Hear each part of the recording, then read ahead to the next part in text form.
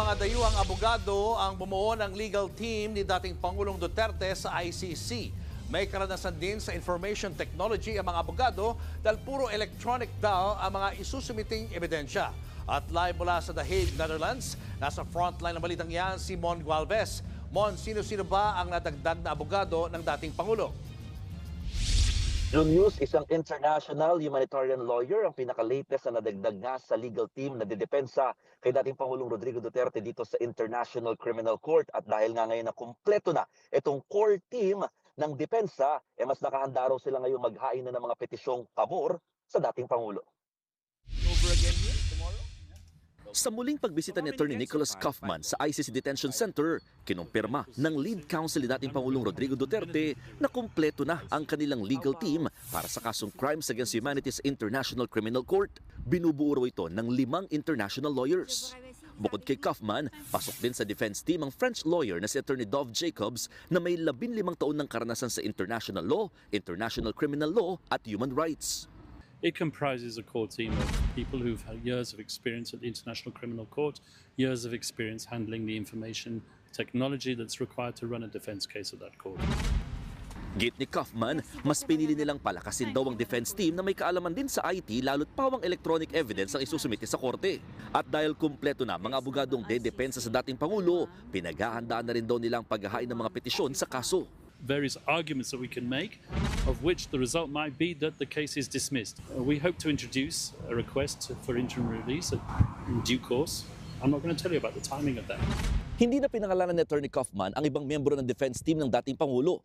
Pero bukod sa 5 international lawyers, meron din daw 2 Pilipinong abogado na tumutulong sa kanila. Sakto namang pagdating sa The Hague ng kaalyado at abogado sa Pilipinas ng dating Pangulo na si Attorney Martin Delgra.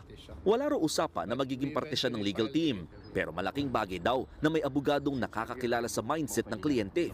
Maaalalang si Delgra ang kasama ni dating Executive Secretary Salvador Medialdea nang arestuhin si former PRRD.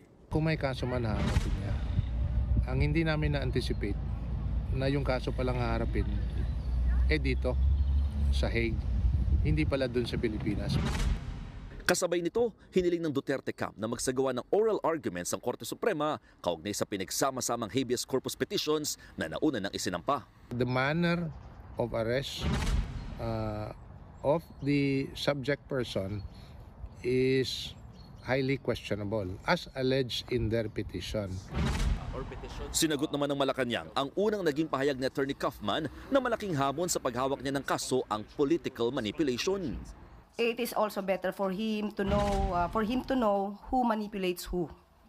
And of course, sabi nga natin, he should also be aware of the plight, of the plight of the EJK families, of the EJK victims who are now allegedly being harassed. He will definitely face some difficulties in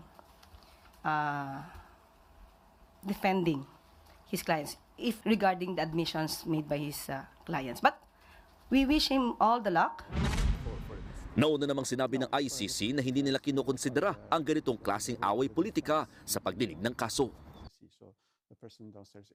Ngayong puro international lawyers ang nasa kampo ni dating Pangulong Rodrigo Duterte. Natanong natin kung sila ba hihingi ng legal aid sa International Criminal Court, pero tumanggi si Attorney Kaufman na sumagot at nagbigay ng komento hinggil sa funding ng kanilang kampo. Ngayong araw, inaasahan na muling makakabisita ang mag-ina na sina Hanilet Avancenia at anak nito na si Veronica Kitty Duterte matapos ng 3 araw na hindi pagbisita o pagdalaw dito sa ICC Detention Center.